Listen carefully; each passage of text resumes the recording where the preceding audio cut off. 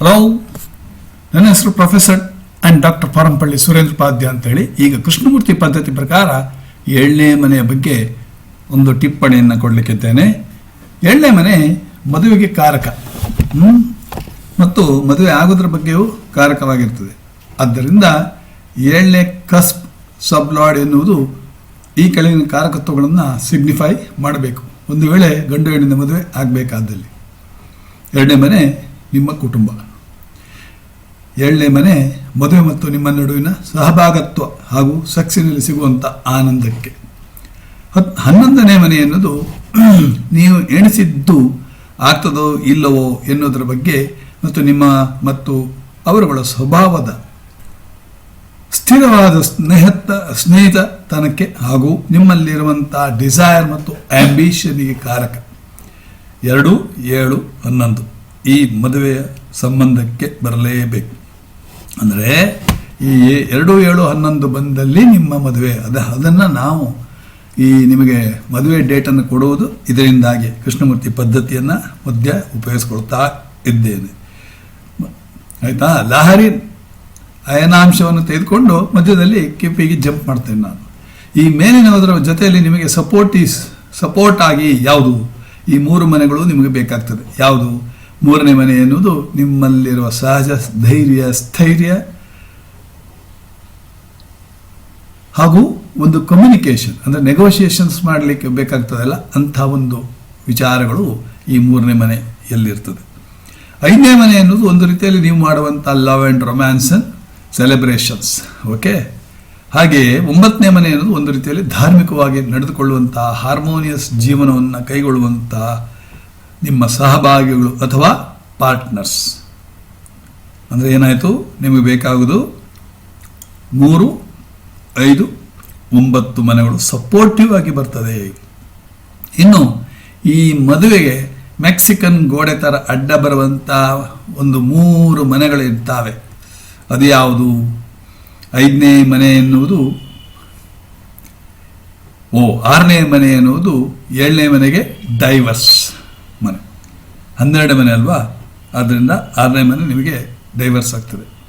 ಇದು ಅಂಗ್ರೇಜಿಯಲ್ಲಿ ನಿಗೇಷನ್ಸ್ of marriage ಅಂತ, ಅಂದರೆ ಮದುವೆ ಆಗುವುದನ್ನು ತಪ್ಪಿಸುತ್ತದೆ ಅಂತ. ಕರಾರವಾಕ್ಯವಾಗಿ ಈ ಮನೆ ಎನ್ನುವುದು ನಿಮ್ಮ ನಡುವೆ ಫ್ರಿಕ್ಷನ್ಸ್ ಮತ್ತು ಜಗಳವನ್ನು ತಂದಿಡುವಂಥ ಮನೆ ಆಗಿರ್ತದೆ. ನಿಮಗೆ ಈ ಮನೆಯ ಬಗ್ಗೆ ಕಾಳಜಿ ಇರಲಿ. ಕೆಲವರು ಏನು ಮಾಡ್ತಾರೆ ಅಂದರೆ ಅವರುಗಳ ಚಟವನ್ನು ತೀರಿಸಲೋಸುಗ ನಿಮ್ಮೊಡನೆ ಸರಸಲ್ಲಾಪಗಳನ್ನು ಮಾಡುತ್ತಾ ಒಂದು ರಿಲೇಷನ್ಶಿಪ್ನಲ್ಲಿ ಬಂದಿರ್ತಾರೆ. ಆ ರಿಲೇಷನ್ಶಿಪ್ ಏನಾಗ್ತದೆ ಅಂದರೆ ನಿಮಗೆ ದೈಹಿಕ ಸಂಬಂಧ ಸಿಗ್ತದಲ್ಲ, ಆ ಆನಂದದ ಜೊತೆಯಲ್ಲಿ ನಿಮಗೆ ಅವರ ಬಗ್ಗೆ ಸರಿಯಾಗಿ ಗೊತ್ತುಗೊಳಿ ಇಲ್ಲದೆ ಅಥವಾ ಗೊತ್ತು ಆಗುವಂಥ ಒಂದು ವಿಚಾರವನ್ನು ನೀವು ಮಾಡದೇನೆ ಅವರ ಜೊತೆಯಲ್ಲಿ ಆನಂದವಾಗಿ ಸ್ನಾನ ಮಾಡ್ತಾ ಇರ್ತೀರ. ಇನ್ನು ಅದರ ಒಂದು ಬೆಂಕಿ ಆರಿದ ಮೇಲೆ ನೀವೇನು ಮಾಡ್ತೀರಾ ಅಂದರೆ ಆ ವಿಚಾರವಾಗಿ ವಿಮರ್ಶೆ ಮಾಡುವಾಗ ಸಡನ್ ಆಗಿ ಹೌದು ನನಗೆ ಮದುವೆ ಆಗಿದೆ, 3 ಮಕ್ಕಳು ಆಗಿದೆ ಅಂತ, ಆವಾಗ ಇಟ್ ಈಸ್ ಟೂ ಲೇಟ್. ಯಾಕಂದರೆ ನಿಮಗೆ ಅಷ್ಟೊತ್ತಿಗೆ 10 ವರ್ಷ ಆಗಿರುತ್ತೆ. ಅಂದರೆ 20 ವರ್ಷದಲ್ಲಿ ಶುರುವಾದಂಥ ಈ ಒಂದು ಚೆಲ್ಲಾಟ 30 ವರ್ಷದವರೆಗೆ ಗೊತ್ತೇ ಆಗಿಲ್ಲ. 30ನೇ ವರ್ಷದಲ್ಲಿ ನಿಮಗೆ ಗೊತ್ತಾಗಿ ಈಗ ನಿಮಗೆ ಮದುವೆ ಮಾಡಲಿಕ್ಕೆ ಮನೆಯವರು ಓಡಾಡುವಾಗ ನಿಮಗೊಂದು ದೊಡ್ಡ ಮತ್ತೆ ಚೈನಾ ಗೋಡೆ ಥರ ಬಂದು ನಿಂತಿತು. ಅಷ್ಟು ಹೊತ್ತಿಗೆ ಏನು ಮಾಡಬೇಕು? ನೀವು ಜ್ಯೋತಿಷ್ಯಗಾರರನ್ನು ಸಂಘ ಮಾಡ್ತೀರ. ಜ್ಯೋತಿಷ್ಯಗಾರರಾದರೂ ಅವರೇನು ಬ್ರಹ್ಮನೋ? ಅಲ್ವೇ ಅಲ್ಲ. ಅಂದರೆ ಆವಾಗ ಈ ಮನೆಗಳು ನಿಮಗೆ ಗೊತ್ತಾಗ್ತದೆ. 6. ಓಕೆ. 6ನೇ ಮನೆ ನಿಗೇಷನ್ಸ್ ಆಫ್ ಮ್ಯಾರೇಜ್. ಇನ್ನೂ ಹೇಳ್ತೇನೆ ಆಯಿತಾ? ಇದು ಯಾತಕ್ಕೆ ಹೇಳ್ತಾ ಇದ್ದೀನಿ ಅಂದರೆ ಈ ಪ್ರತಿಯೊಬ್ಬರಿಗೂ ಒಂದು ರೀತಿಯಲ್ಲಿ ಕಾಷನ್ ಕೊಡುವಂಥ ಒಂದು ರೀತಿಯಲ್ಲಿ ನಾನು ಇದನ್ನು ಹೇಳ್ತಾ ಇದ್ದೀನಿ. 10ನೇ ಮನೆ 6, 10 and 12 3 ಮನೆಗಳು ಬೇಕು. 10ನೇ ಮನೆ ಯಾವುದು? ಅಹಂಕಾರದ ಮನೆ. 10ನೇ ಮನೆಯಲ್ಲಿ ನಿಮಗೆ ಅಹಂಕಾರ ಅದು ಗೊತ್ತಾಗ್ತದೆ. ಆ ಅಹಂಕಾರವೇ ಮಿಸ್ಟೇಕ್. ಮದುವೆ ಜೀವನದಲ್ಲಿ ಅಹಂಕಾರ ಸಲ್ಲದು. ಏನು ಮಾಡಬೇಕಂದ್ರೆ ಯಾರೇ ಇಬ್ಬರು ರಥದಲ್ಲಿ 2 ಗಾಲಿಗಳಲ್ಲಿ ಒಂದು ಗಾಲಿ ತಗಲೇಬೇಕು, ಗಂಡನಾಗಲಿ ಹೆಂಡತಿ ಆಗಲಿ. ಇಲ್ಲಿ ನಿಮ್ಮ ಗೌರವ ಪ್ರಶ್ನೆ ಬರುವುದಿಲ್ಲ. ಕಾರಣ ಇದು ನಿಮ್ಮ ಸಂಸಾರದ ಮನೆ. ಸಂಸಾರದ ಮನೆಯಲ್ಲಿ ಯಾರೂ ನೋಡುವಂಥ ಕ್ವಶನ್ನೇ ಇಲ್ಲ. ನೀವು ಸರಿ ಮಾಡ್ಕೊಂಡು ಹೋಗ್ತಾ ಇರಬೇಕು. ಆವಾಗಲೇ ನಿಮಗೆ ಏನಾಗ್ತದೆ ಅಂದರೆ ಒಂದು 9 ವರ್ಷದವರೆಗೆ ಅಥವಾ 45 ವರ್ಷ 50 ವರ್ಷದವರೆಗೆ ಮದುವೆ ಜೀವನ ಮಾಡಲಿಕ್ಕೆ ಸಾಧ್ಯತೆ ಉಂಟು. ಇರಲಿ. ಇನ್ನು ಕೊನೆಯದಾಗಿ 12ನೇ ಮನೆ. ಇದು ನಿಮ್ಮ ಪ್ರೈವೇಟ್ ಹ್ಯಾಪಿನೆಸ್ ಮನೆ ಅಂತ ಕರಿತೇವೆ. ಬೆಡ್ಲಿ ಹ್ಯಾಪಿನೆಸ್ಸು ಅಂತ, ಆಯಿತಾ. ನಿಮ್ಮ ಕಾಂಜುಗಲ್ ಹ್ಯಾಪಿನೆಸ್ ಅಂತ. ಅರೆ ಇದೇನಪ್ಪ ಅಂಗ್ರೇಜಿ ಶಬ್ದವನ್ನು ಉಪಯೋಗಿಸ್ತಾ ಇದ್ದೀನಲ್ಲ, ಕನ್ನಡದಲ್ಲಿ ಪರಿಶುದ್ಧ ಭಾಷೆ ನಮ್ಮ ಕನ್ನಡದಲ್ಲಿ ಹೇಳುವುದಾದರೆ ಏನು, ನಿಮಗೂ ನಿಮ್ಮ ಹೆಂಡತಿಗೂ ಹಾಸಿಗೆಯಲ್ಲಿ ನಡೆಯುವಂಥ ನಮ್ಮ ದಕ್ಷಿಣ ಕನ್ನಡದ ಯಕ್ಷಗಾನ, ಕೇರಳ ಪದ್ಧತಿಯ ಕಥಕ್ಕಳಿ, ಆಂಧ್ರ ಪದ್ಧತಿಯ ಒಂದು ಯಾವುದು ಭರತನಾಟ್ಯ, ಆಯಿತಾ. ಆಮೇಲೆ ಬೆಂಗಳೂರಿನ ಪದ್ಧತಿಯಲ್ಲಿ ಹುಲಿಯಾಟ, ಹಾಗೆ ತಮಿಳುನಾಡಿನ ಪದ್ಧತಿಯಲ್ಲಿ ಡೊಂಬರಾಟ. ಇದೆಲ್ಲ ನಿಮಗೆ 12ನೇ ಮನೆಯನ್ನು ತೋರಿಸುತ್ತೆ, ಆಯಿತಾ. ಆದರೆ ಇದು ನಿಮ್ಮ ಲಗ್ನಕ್ಕೆ 12ನೇ ಮನೆ ತಿಳ್ಕೊಳ್ಳಿ. ಅಂದರೆ ಪರ್ಸನಾಲಿಟಿಗೆ 12ನೇ ಮನೆ. ಪ್ರತಿಯೊಂದಕ್ಕೂ ಭಾವ ನೀವು ಅಪ್ಲೈ ಮಾಡಲೇಬೇಕು. ಪ್ರೊಫೆಸರ್ ಕೃಷ್ಣಕುಮಾರ್ ಅವರು ಬರೆದಿರುವಂಥ ಭಾವ ಪುಸ್ತಕವನ್ನು ಓದಿ ಪ್ರತಿ ಒಂದಕ್ಕೂ ನೀವು ಯಾವ ವಿಶ್ಲೇಷಣೆ ಮಾಡ್ತೀರೋ ಅದಕ್ಕೆ ಭಾವ ತಂದುಬಿಡಿ. ಆವಾಗ ನಿಮಗೆ ಪ್ಲಸ್ ಆ್ಯಂಡ್ ಮೈನಸ್ ಎರಡು ಗೊತ್ತಾಗ್ತದೆ, ಆಯಿತಾ. ನೀವು ಬೇರೆ ಯಾರನ್ನು ಕೇಳೋ ಅವಶ್ಯಕತೆ ಇಲ್ಲ. ಚೈನಾ ಗೋಡೆ ಅಂದರೆ ಏನು, ಮ್ಯಾಕ್ಸಿಕನ್ ಗೋಡೆ ಅಂದರೆ ಏನು, ಅಥವಾ ಸುಲಭವಾದ ಗೋಡೆ ಅಂದರೆ ಏನು. 4 ಪಿಲ್ಲರ್ಗಳನ್ನು ನೋಡಿ, 1 4 7 10 ನೋಡಿ. ಕೇಂದ್ರ ಸ್ಥಾನದಲ್ಲಿ ಒಳ್ಳೆಯ ಗ್ರಹಗಳಿದ್ದರೆ ನಿಮ್ಮದು ಅದೃಷ್ಟ ಪಲಾಯಿಸಿ ಹೋಯಿತು ಅಂತ ಏನಂತಾರೆ, ಅದೃಷ್ಟ ಕುಲಾಯಿಸಿ ಹೋಯಿತು, ಅದೃಷ್ಟ ಬದಲಾವಣೆ ಆಗಿ ಹೋಯಿತು ಅಂತ. ಕೇಂದ್ರ ಸ್ಥಾನ 1 4 7 10. ಅದೇ ಥರ 1 5 9 ತ್ರಿಕೋಣ ಸ್ಥಾನದಲ್ಲಿ ಒಳ್ಳೆಯ ಶುಭ ಗ್ರಹಗಳಿದ್ದರೆ ನಿಮ್ಮ ಜಾತಕ ಹೈ ಕ್ಲಾಸ್ ಆಯಿತು ಅಂತ. ಅದೇ 3 ಯಾವುದೋ 1 4 2 5 3 6 8 12 ಓಕೆ. ಈ ಮನೆಗಳಲ್ಲಿ ಒಳ್ಳೆ ಕೆಟ್ಟ ಗ್ರಹಗಳಿದ್ದರೂ ಕೂಡ ನಿಮ್ಮ ಅದೃಷ್ಟ ಕುಲಾಯಿಸಿ ಹೋಯ್ತು. ಯಾಕೆ ಹೇಳಿ, ಇದು ಈಗ ಫಾರ್ ಎಕ್ಸಾಂಪಲ್ ಮಿಥುನ 3, ಕನ್ಯಾ 6, ಆಮೇಲೆ ಧನುರ್ 9, ಮೀನ 12. ಈ ಮನೆಗಳಲ್ಲಿ ಇದು ಯಾವುದು ಡ್ಯುಯಲ್ ಸೈನ್ ಅಂತ, ಅಂದರೆ ಕಾಮನ್ ಸೈನ್ ಅಂತ, ಅಂದರೆ ದುಸ್ವಭಾವ ರಾಶಿಗಳು ಅಂತ, ಆಯಿತಾ. ಈ ಮನೆಗಳಲ್ಲಿ ಒಂದು ರೀತಿಯಲ್ಲಿ ನಿಮಗೆ ಇದಿರಬೇಕು, ಯಾವುದೋ ಕೆಟ್ಟ ಗ್ರಹಗಳಿದ್ರೂ ತೊಂದರೆ ಇಲ್ಲ. ಆವಾಗ ಏನಾಗ್ತದೆ, ಅದು ಕೂಡ ಬಹಳ ಒಳ್ಳೆಯದೇ ಇರ್ತದೆ, ಆಯಿತಾ. ಸೊ ಇನ್ನು ಒಂದು ಜಾತಕವನ್ನು ನೋಡಿದಾಗ ಕುಟುಂಬ ನೋಡಿ 2ನೇ ಮನೆ ಹೇಗಿದೆ, ಸುಖ ಸ್ಥಾನ ನೋಡಿ 4ನೇ ಮನೆ, ಹ್ಯಾಪಿನೆಸ್, ಮನೆ, ಪ್ರಾಪರ್ಟಿ, ವಾಹನ. 2ನೇ ಮನೆ ಕುಟುಂಬ, ಧನ, ಮಾತು, ಆಯಿತಾ.